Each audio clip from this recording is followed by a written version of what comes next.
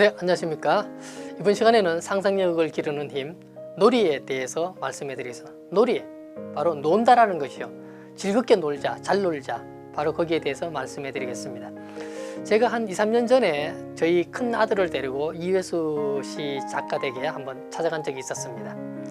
당시 고3이었는데 아이가 제가 이렇게 얘기했습니다.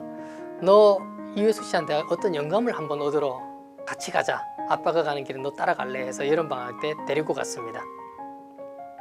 그런데 이제 제가 아이를 데려갔던 목적은 뭐죠? 이 시대의 최고의 영감 작가인 이회수 작가께서 고등학생인 아들에게 어떤 한마디 말을 해주기를 바랬던 거죠. 그래서 이회수 씨 댁에 갔는데요. 이회수 씨 작가와 사모님께서 제 아들을 보고 이렇게 얘기했습니다. 넌 몇 학년이야? 고3인데요. 고3?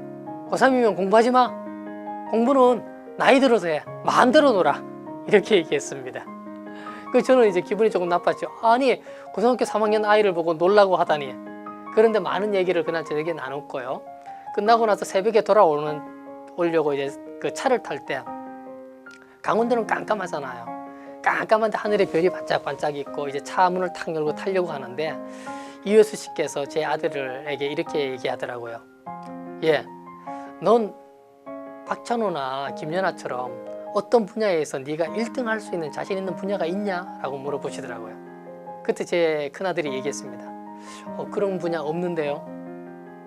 그러자 바로 이회수 씨께서 이렇게 얘기하시더라고요. 그래, 그렇다면 네가 하고 싶은 일을 해라. 네가 이걸 하든 저걸 하든 어떤 것을 하든 상관없다. 그러나 그 분야에서 1등할 자신이 없다 그러면 네가 정말로 하고 싶은 일을 해라.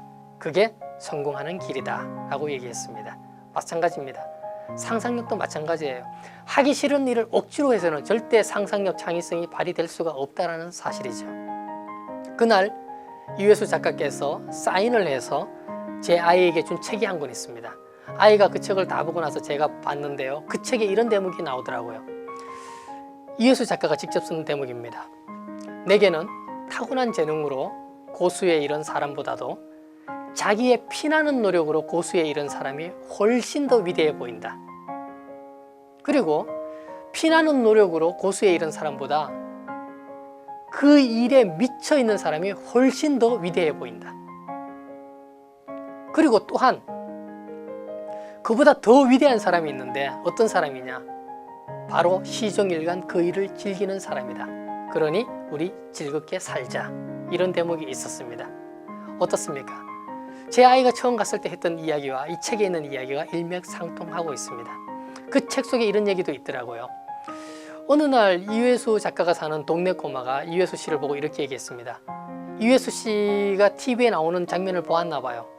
그러더니 이회수 작가를 보고 하는 얘기가 할아버지 TV에 나오네요. 할아버지 이제 떴어요. 라고 얘기를 하는 거였습니다. 그 얘기를 듣고 이회수 씨께서 이렇게 생각했답니다. 아, 나도 뜰 수 있구나. 나도 공중부양을 할 수 있구나 라고 얘기를 했다고 합니다. 그렇습니다. 저도 지금 못 뜨고 있고 여러분도 못 뜨고 있죠. 우리가 공중을 붕 뜬다는 것 자체가 아니라 어떤 내 내면의 브랜드, 내 인격의 브랜드가 뜰 수 있다는 것, 그것도 공중부양의 하나라고 저는 생각을 했습니다. 그러게 하기 위해서는 즐겁고 좋고 재밌는 일을 스스로 알아서 해야 된다는 사실이죠. 아라한 장풍대작전이라는 영화가 있는데요. 그 영화에 보시면 엄청난 능력의 도사들이 나옵니다. 그 도사들이 나와서 하는 얘기가 이런 얘기를 합니다. 나는 공중부양을 할 수 있어. 그런데 형광등 갈 때밖에 이 능력을 쓸 데가 없어 라고 얘기합니다. 여러분 어떻습니까? 뛰어난 재능이 있는데도 그걸 사용하지 못하는 사람들, 그런 사람들은 절대 이회수 작가처럼 붕 뜰 수가 없습니다. 자기 일을 즐기는 사람이 뜰 수 있다는 사실이죠. 노랑머리 방송인 노홍철 씨는 TV에 나와서 이렇게 얘기했습니다. 그냥 방송국에 나와서 나는 놀기만 하는데 방송국에서 돈을 줘요 라고 얘기했습니다. 저도 제가 지금 카툰을 그립니다. 39부터 카툰을 그리기 시작했는데요. 카툰을 그려서 돈을 벌겠다라고 생각해 본 적은 저는 한 번도 없습니다. 제가 좋아서 그냥 그렸고 이 좋아하는 것을 남들이 읽고 보고 느끼면서 자기 삶의 인생에 어떤 영감을 얻고 저에게 피드백이 오기 때문에 저는 그게 단지 좋았던 것뿐입니다. 그냥 즐겁고 좋고 이 일을 하면 밤을 새도 힘들지 않았기 때문에 열심히 했는데 결과는 저절로 찾아왔습니다. 삼성, 롯데, CJ, 서울시 감사원부터 해서 월간지, 주간지까지 대한민국에 내놓으라 하는 기업체부터 다 찾아와서 제 카툰을 가져다가 쓰고 있습니다. 왜 이런 일이 벌어졌을까? 만약 누군가 나에게 월급을 주고 네 이거 그려라고 했으면 제가 과연 그렸을까? 그리지 않았을 거라는 거죠. 좋아서 즐거워서 하기 때문에 그렸다라는 사실입니다. 여러분들이 하시는 일, 어떤 일이든 상관없습니다. 즐겁게 할 수 있어야 된다는 거죠. 생활 속에서 제가 놀이처럼 생활을 하는 것들을 한번 보여드리겠습니다. 저희 직원들과 같이 극장을 갔습니다. 영화를 보러. 요즘은 영화관이 멀티플렉스입니다. 많은 영화가 상영이 되죠. 직원과 같이 영화관에 가서 기다리고 있는데 한 명의 직원이 오지 않았습니다. 그래서 식사하러 가지도 못하고 앉아서 기다리고 있는데 저희가 앉아서 기다리고 있던 곳이 바로 엘리베이터 앞이었습니다. 그때 따분하고 지루하기 때문에 그 극장이 컸기 때문에 엘리베이터가 3대가 있었습니다. 저희 직원들과 제가 게임을 했습니다. 자, 우리 이제 이렇게 하자. 저 엘리베이터 1번, 2번, 3번이 있는데 홀짝 게임을 하자. 1번 엘리베이터 문을 열었을 때 나오는 사람이 짝수냐 홀수냐에 따라서 우리 1,000원씩 걸기를 하자. 2번에도 걸고 3번에도 걸자. 그렇게 해서 저는 했습니다. 1번 홀에 1,000원, 2번 짝에 1,000원, 3번 홀에 1,000원. 엘리베이터는 한 번씩 올라갈 때 쓰지요. 쓸 때마다 사람이 나올 때마다 짝이 짝수인지 홀수인지 알게 됐다는 사실이죠. 그래서 지루할 것 같은 그 시간이 굉장히 재밌게 지나갔습니다. 그런데 그 게임을 하면서 한 가지 느꼈던 또 한 가지 생각은 이거였습니다. 저 엘리베이터에서 내리는 사람들은 누군가 자기가 바라보고 있다는 사실을 알고 있었을까? 그런 생각 없이 내린다라는 거죠. 많은 CCTV 달려있지만 우리는 그것을 인식하지 않고 있습니다. 항상 누군가가 나를 바라보고 있다는 느낌, 그 느낌을 가지고 살면 우리 삶의 자세가 보다 더 깨끗해질 수가 있겠죠. 그러면서 어떻게 해야 되느냐? 즐겁고 재미있고 놀이처럼 할 수 있어야 된다는 사실입니다. 20세기 최고의 과학자는 아인슈타인이죠.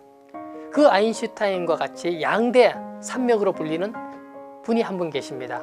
바로 노벨 물리학상을 받은 리처드 파인만이라는 교수님입니다.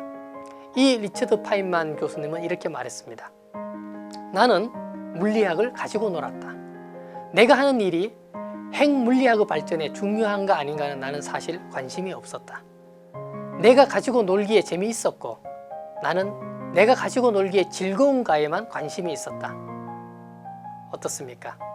즐겁고 재미있게 가지고 노니까 어떤 결과물이 나타났고 그 결과물로 노벨 물리학상을 받게 됐다는 사실이죠.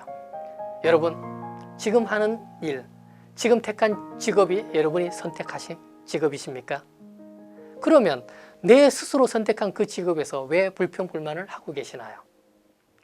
불평불만이 많다 그러면 지금 직업을 바꾸십시오. 하고 싶은 일을 하십시오. 억지로 하고 있는 일이라면 지금 당장 그만두십시오. 제 아내가 항상 이런 얘기를 했습니다. 자기야, 절대 돈 때문에 일하지 마. 돈 때문에 하는 일이라면 지금 당장 그 일을 그만둬 라고 제 아내가 저에게 항상 얘기했습니다. 여러분 어떠세요? 놀이처럼 즐길 수 있는 일을 지금 발견하십시오. 감사합니다.